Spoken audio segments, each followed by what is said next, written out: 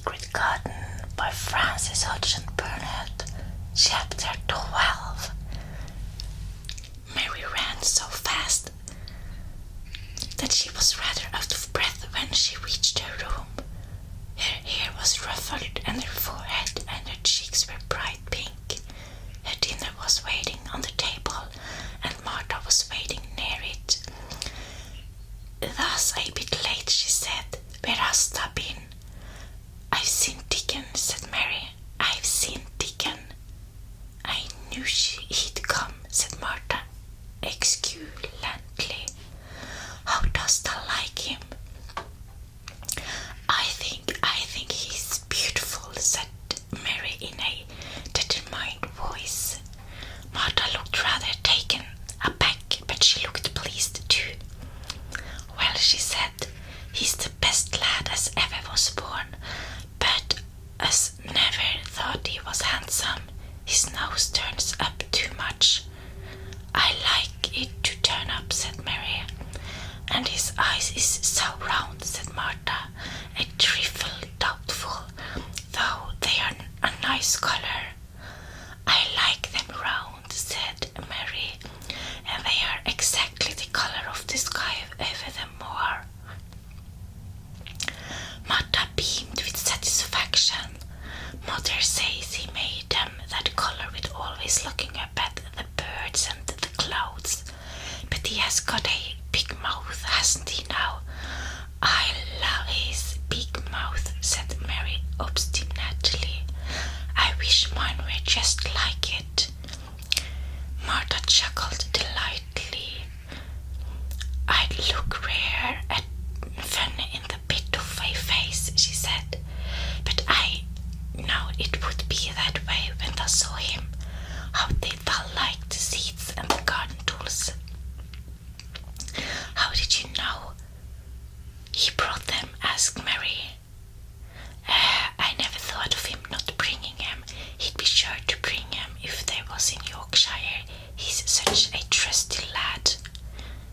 Mary was afraid that she might begin to ask difficult questions, but she did not. She was very much interested in the seeds and the gardening tools, and there was only one moment when Mary was frightened.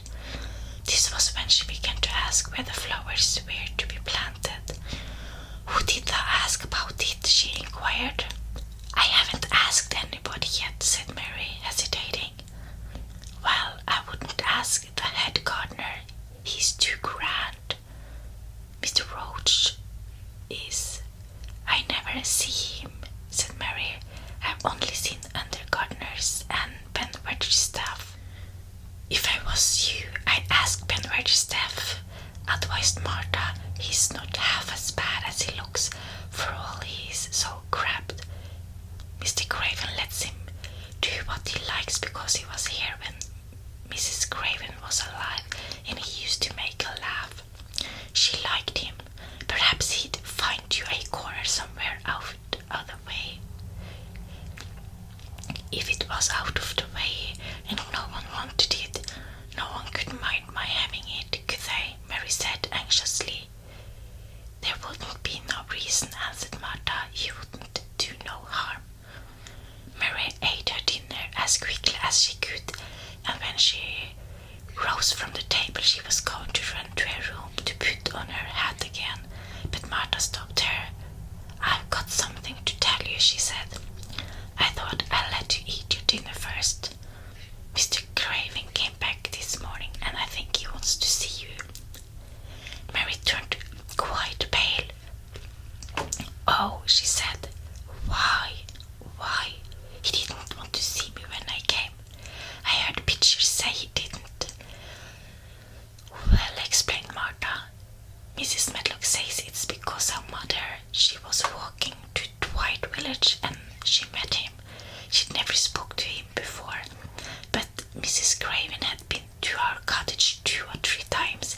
He'd forgot, but Mother hadn't, and she made bold to stop him. I don't know what she said to him about you, but she said something and put him in the mind to see you before he goes away again tomorrow." "Oh, great, Mary. Is he going away tomorrow? I am so glad."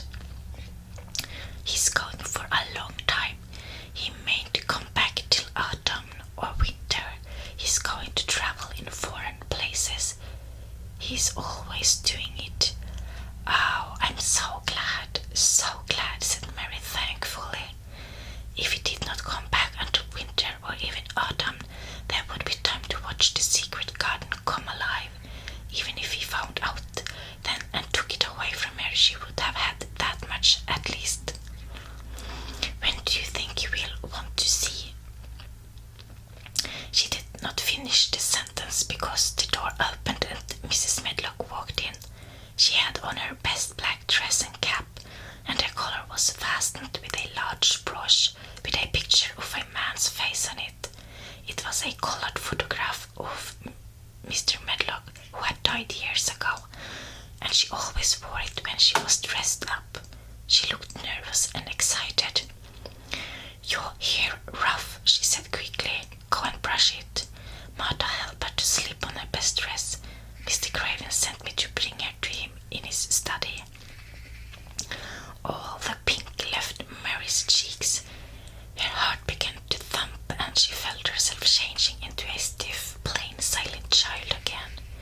She did not even answer Mrs. Medlock, but turned and walked into her bedroom, followed by Martha.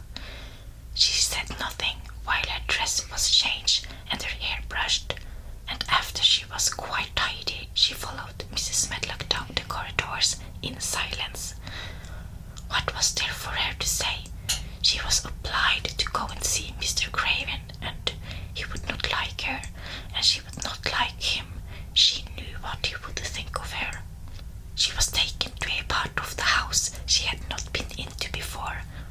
At last, Mrs. Medlock knocked at a door, and when someone said, "Come in," they entered the room together.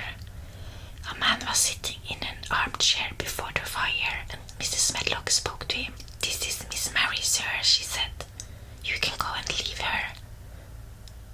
Here, I will ring for you when I want you to take her away," said Mr. Craven. When she went out and closed the door, Mary could only stand, waiting, a plain little thing, twisting her thin hands together. She could see that the man in the chair was not so much a hunchback as a man with high, rather crooked shoulders, and he had black hair, streaked with white. He turned his head over his high shoulders and spoke to her. Come here, he said. Mary went to him. He was not ugly. His face would have been handsome if it had not been so miserable. He looked as if the sight of her worried and fretted him, and as if he did not know what in the world to do with her. "Are you well?" he asked. "Yes," answered Mary. "Do they take good care of you?" "Yes." He rubbed his forehead fretfully as he looked her over. "You are very thin," he said. "I am getting fatter," Mary answered in what she knew was her stiffest way. What an unhappy face he had. His black eyes seemed as if they scarcely saw her, as if they were seeing something else, and he could hardly keep his thoughts upon her. "I forgot you," he said. "How could I remember you? I intended to send you a governess or a nurse or someone of that sort, but I forgot." "Please," began Mary, "please," and then the lump in her throat choked her. "What do you want to say?" he inquired. I am too big for a nurse," said Mary, "and please don't make me have a governess yet." He rubbed his forehead again and stared at her. That was what the soapy woman said. He muttered absent-mindedly. Then Mary gathered a scrap of courage. Is she Martha's mother?" she stammered. "Yes, I think so," he replied. "She knows about children," said Mary. "She has 12. She knows." He seemed to rouse himself. "What do you want to do?" "I want to play out of doors," Mary answered, hoping that her voice did not tremble. "I never liked it in India. It makes me hungry here, and I am getting fatter." He was watching her. Sowerby said it would do you good. Perhaps it will, he said. She thought you had better get stronger before you had a governess. It makes me feel strong when I play and the wind comes over the moor, argued Mary. Where do you play? He asked next. Everywhere, gasped Mary. Martha's mother sent me a skipping rope. I skip and run, and I look about to see if things are beginning to stick up out of the earth. I don't do any harm. Don't look so frightened, he said in a worried voice. You could not do any harm. A child like you may do what you like. Mary put her hand up to her throat because she was afraid he might see the excited lump which she felt jump into it. She came a step nearer to him. May I? She said tremulously. Her anxious little face seemed to worry him more than ever. Don't look so frightened, he exclaimed. Oh, of course you may. I am your guardian, though. I am a poor one for any child. I cannot give you time or attention. I am too ill and wretched and distracted, but I wish you to be happy and comfortable. I don't know anything about children, but Mrs. Medlock is to see that you have all you need. I sent for you today because Mrs. Sowerby said I ought to see you. Her daughter had talked about you. She thought you needed fresh air and freedom and running about. She knows all about children, Mary said again in spite of herself. She ought to, said Mr. Craven. I thought her rather bold to stop me on the moor, but she said Mr. Craven had been kind to her. It seemed hard for him to speak his dead wife's name. She is a respectable woman. No, I have seen you. I think she said sensible things. Play out of doors as much as you like. It's a big place and you may go where you like and amuse yourself as you like. Is there anything you want? As if a sudden thought had struck him. Do you want toys, books, dolls? Might I, quavered Marie, might I have a bit of earth?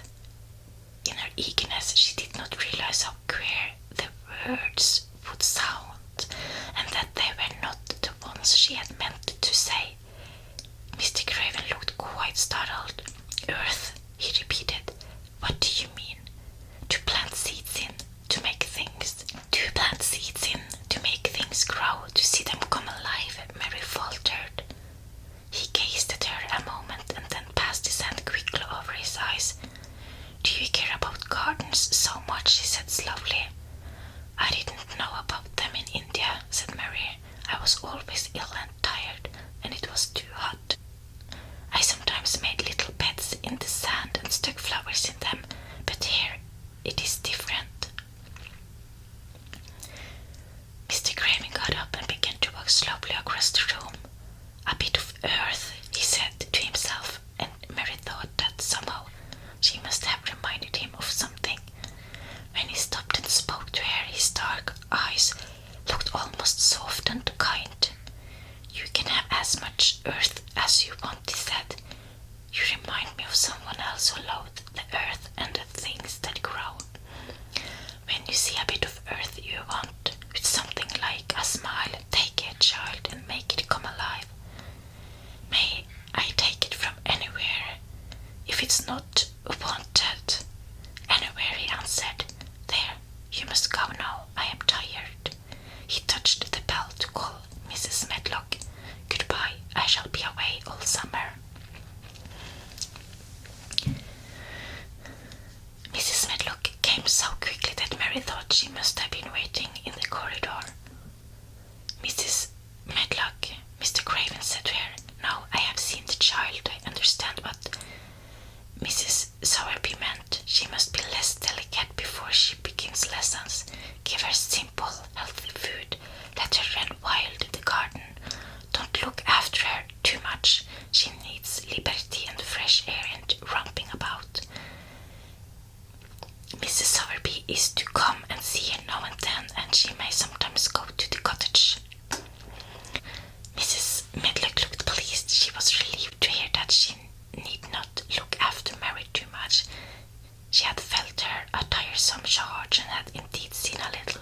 as she dared.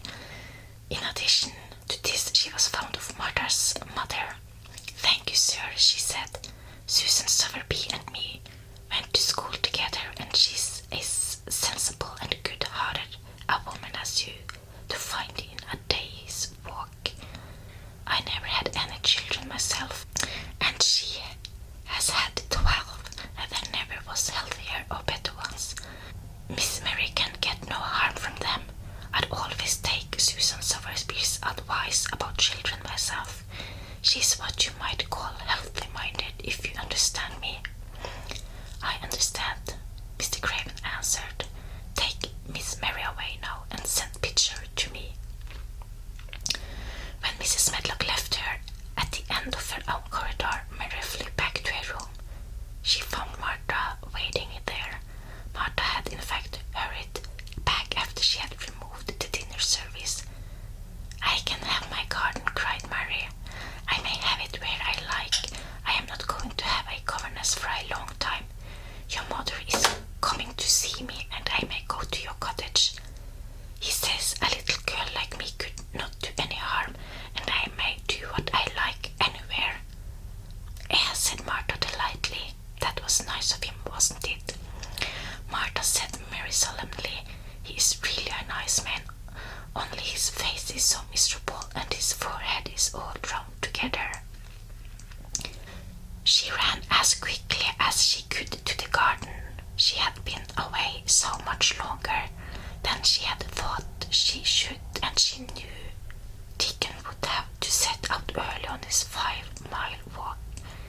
When she slipped through the door under the ivy, she saw he was not working where she had left him. The gardening tools were laid together under a tree. She ran to them, looking all round the place, but there was no Dickon to be seen. He had gone away, and the secret garden was empty, except for the robin who had just flown across the wall and sat on a standard rose bush watching her. "He's gone," she said woefully. "Oh, was he only a wood fairy?" Something white fastened to the standard rosebush caught her eye. It was a piece of paper, in fact. It was a piece of the letter she had printed for Martha to send to Dickon. It was fastened on the bush with a long thorn, and in a minute she knew Dickon had left it there. There were some roughly printed letters on it, and a sort of picture. At first she could not tell what it was. Then she saw it was meant for a nest with a bird sitting on it. Underneath were the printed letters, and they said, "I will come back." And that was chapter 12 for today. Thank you so much for listening.